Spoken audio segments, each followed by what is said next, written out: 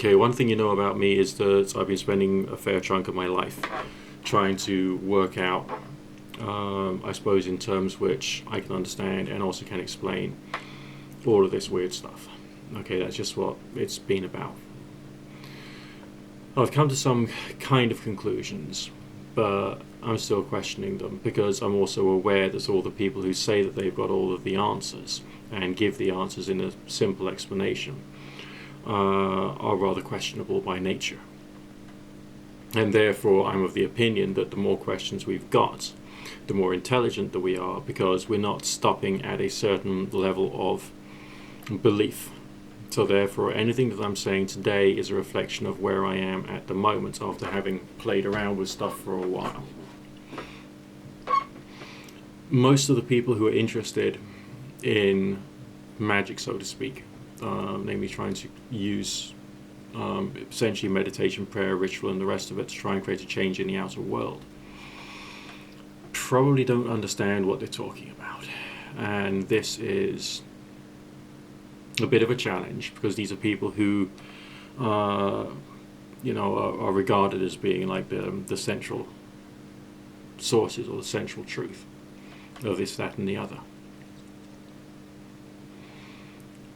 But it seems to me that there's lots of different layers of action. The different layers of action are a reflection of the meditative or prayerful state that you're in when you're doing the work. It's like each state of energy, for want of a better word, which isn't, it's a lousy word, it's a useless word, but it's still used in this case to define that state of mind, which could be a reference to brainwave frequencies, but cannot be purely broken down into brainwave frequencies because we access it through analogous theological practices. And that the word prayer sums up better the state of mind of attempting to achieve these things than probably anything else like the word gnosis. And it is a more culturally acceptable term, yes, and it's also a theologically challenging one from people who are not associated with some mainstream religions. But that is essentially a state of mind. It is meditative, it is calm, there is a sense of focus, but the word concentration applied in this does not seem to be accurate because we assume that the word concentration means an intense state of mind, an intensity. Got to focus on it, it's got to concentrate. Ooh. No. It's being able to hold the thoughts and the visualization in this state of mind which is calm, tranquil, reverent and prayerful, and then trying to adjust the sense of this until it's, as it were, higher, which feels a bit more like vertigo, therefore very, very slightly, and therefore seems to be what you might call a higher state, or a slightly adjusted slightly lower appears to be a slightly lower state. And it seems that there is different forms of consciousness you can achieve just through that. And when you found the right state for whatever it is, you have to find a way of keeping yourself there during the exercise.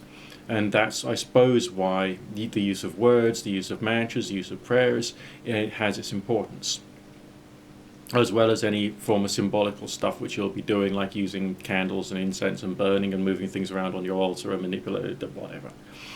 All that kind of stuff. An issue that I have with some attitudes given by people who are involved in magic and occultism is they put it together almost like it's a recipe. Well, first you light this candle, then you draw this symbol, then you do that, then you do that, then you do that, and then it works. As if, like, there's the complete cavern inside their cranial cavity which has no grey matter in it whatsoever. And they're talking to people as if they are preschoolers, which is also another negative because it keeps people in that kind of like preschool mentality without giving them the power to think things through in a proper experimental way. So if you are doing something like a ritual or prayer or meditation and so on and so forth, and you got words for it and you got actions for it and you got circles to do or whatever it is, I would say that that has to be rehearsed until such time as it's almost second nature, so you know precisely what to do next without really thinking about it. And because when you're really thinking about it, and you're trying to work, should I be doing the yellow candle or the black candle or the moving this or drawing that or whatever, then you're moving straight out of that meditative, reverent, tranquil, prayerful state. So that's why rehearsal appears to be important.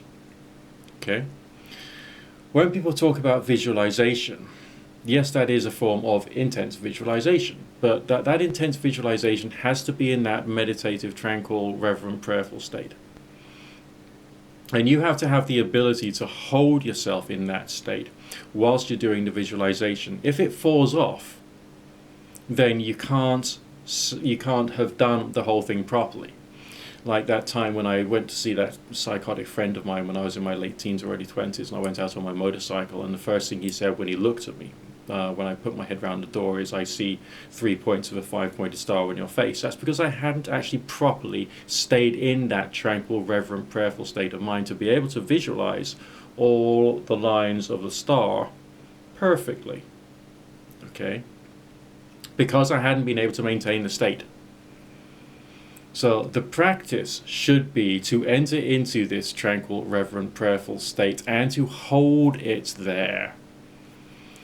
And you kind of test whether you are because of the quality of the visualization that you're doing and maintaining it during the exercise. This takes practice. The idea of intention is important when it comes to things like opening up and sensitivity. Let's say you're doing a meditation, you open up the chakras one at a time. All right, with the idea of intention. Like intention is like a form of tranquil focus on a particular subject, whether that is the opening of the red chakra, for instance. You got this sense of intention, but again, the intention itself cannot have tension in it, if you know what I mean. There's no actual forcing it. No. The state of visualization has to be very tranquil, very open, very spiritual. It has to be very consistent.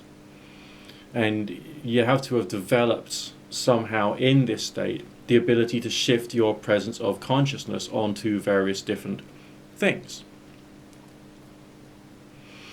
When it comes to doing something in the outer world, all right, not just working on your own body or in energy fields or whatever,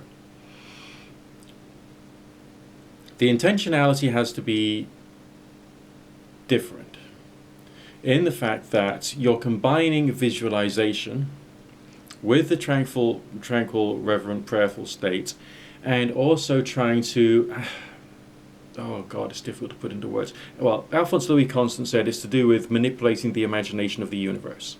Okay? So it has to be very clear. You have to have made the visualization about what happens very clear. It's not just a question of visualizing a win on the lottery or something. It would be a question of visualizing how the process of every single thing from the moment when you bought your ticket goes on to do this, that, and the other, and who it's going to affect, and how the machinery and the computers are going to work everything out, and how the output's going to come out, and how it's going to be delivered to your computer screen or to your physical lottery ticket, which of course most people would not know enough to be able to do anyway. So therefore, that's why you can't win the lottery as a result of magic. Okay, it's just not going to be possible. But let's say it's the meeting of someone, or doing well in a public speaking competition, or someone who is distant developing a different attitude towards a particular problem. All the stages of the visualization and the transformation has to be put into effect quite perfectly. And with the right mood, which you will also have had to have conjure up during the exercise, and to then sort of send it out in one pulse, in one moment, in the right direction. Within radionics, they talk about the witness sample, which is essentially a representation of your target. If what I've discovered through using Spooky 2 is correct, then using DNA of the person you're trying to affect would be important. Fingernail clippings, the bulb of the hair, a drop of blood, so on and so forth. but the DNA signal in blood won't last for more than a couple of days. The DNA in your fingernails lasts for like a month or something. So you'd still have to bear in mind the time duration and the fact that the ability to transmit the signal via DNA would degrade over time. So you can't say, oh, this was fingernail clippings taken from someone who died like 100 years ago, therefore I can animate their corpse or something stupid. Get real, grow up, don't be stupid. The entire universe will not dance for your pleasure because it cannot.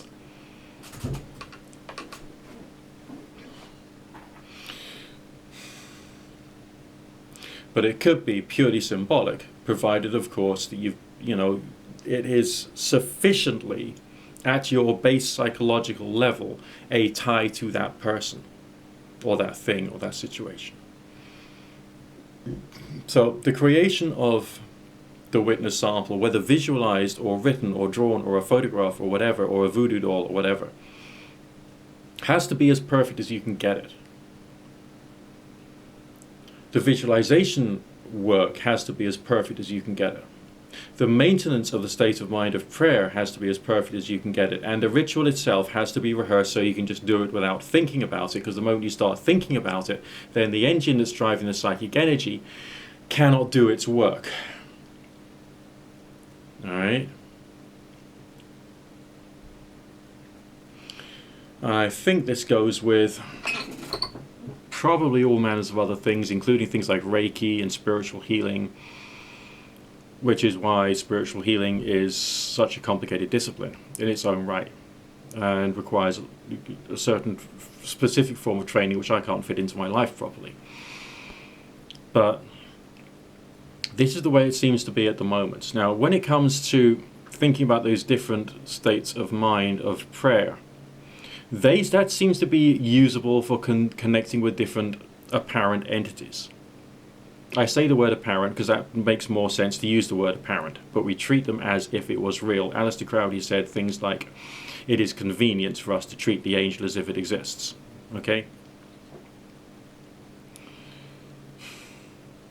However, when you do get what appears to be a successful engagement with things like guides and angels and spirits and demons and the rest of that,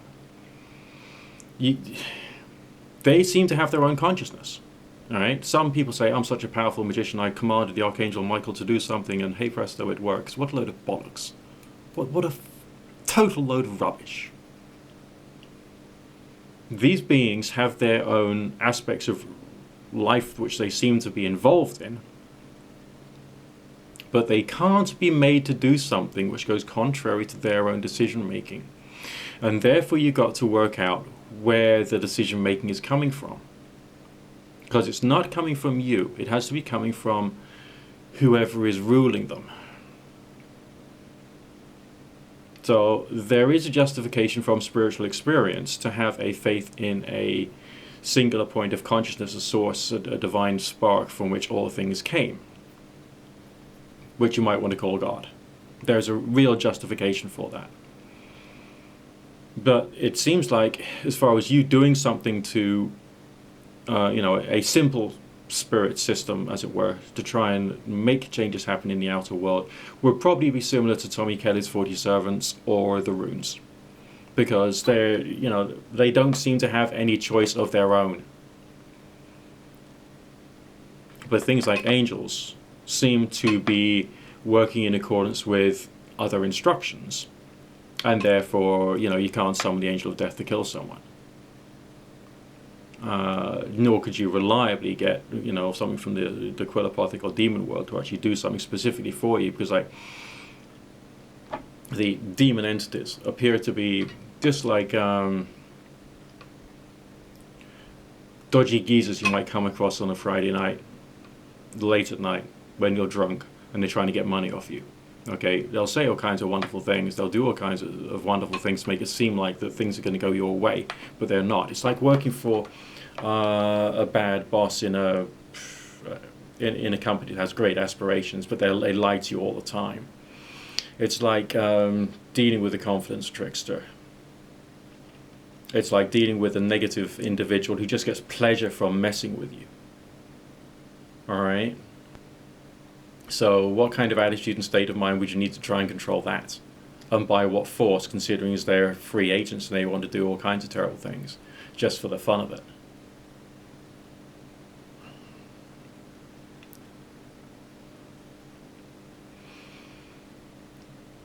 So, approaching this subject, it isn't a question of something simple, nor is it a question of, oh, it works, it's all very simple, it works. No. There's nothing that simple. And none of these beings and entities seem to deal very well with that level of simple attitude to them. The angels will laugh at you. Okay? The demons will take the mickey out of you and trying to persuade you that stupid things are good things.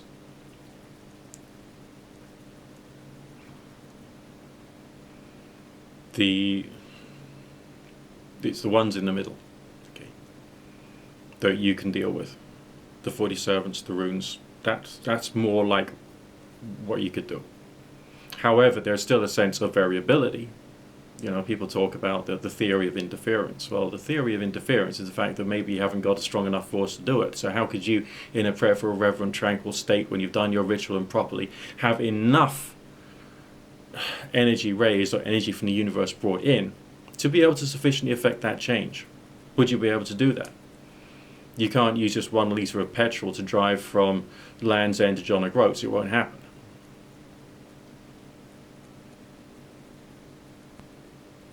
Anyway, just some thoughts for today. One thing I would say is when we talk about the higher levels, okay, that higher level of meditation, that higher level of prayer that feels slightly vertigo-like, almost when you're in that state of ecstasy and the eyes are rolling up into the back of the head, which does happen. That appears to be when you get great flashes of inspiration. So that's a good place to ask for inspiration as to how you yourself can solve a problem in your life. And then you might get a sudden, ooh, I could do it that way. Or I thought about that a few years ago, but I wasn't really comfortable about that then, or something like that. Or, well, maybe there's another book which I could read which will then teach me what this inspiration is really about. And then you start a new process and you go through change that way. That appears to be like totally real. And that can happen just through opening up all the chakras and asking a question. Reliability is still, it's still a bit hit and miss. It depends upon your state of mind, state of consciousness, how open you really are, how undistracted you are when you're doing this. Okay? There's no one who can play around with all this stuff and think that they are incredibly powerful in the entire universe or do what they say, because anyone who thinks like that is sick in the head, or they're sick in the body in a way which is making them sick in the head. And there's lots of them about, especially in the occult world. Which is saddening, really saddening. Anyway, just some ideas and thoughts for today. Let me know your opinion in the comments section. And maybe we can all grow and understand this subject better bit by bit.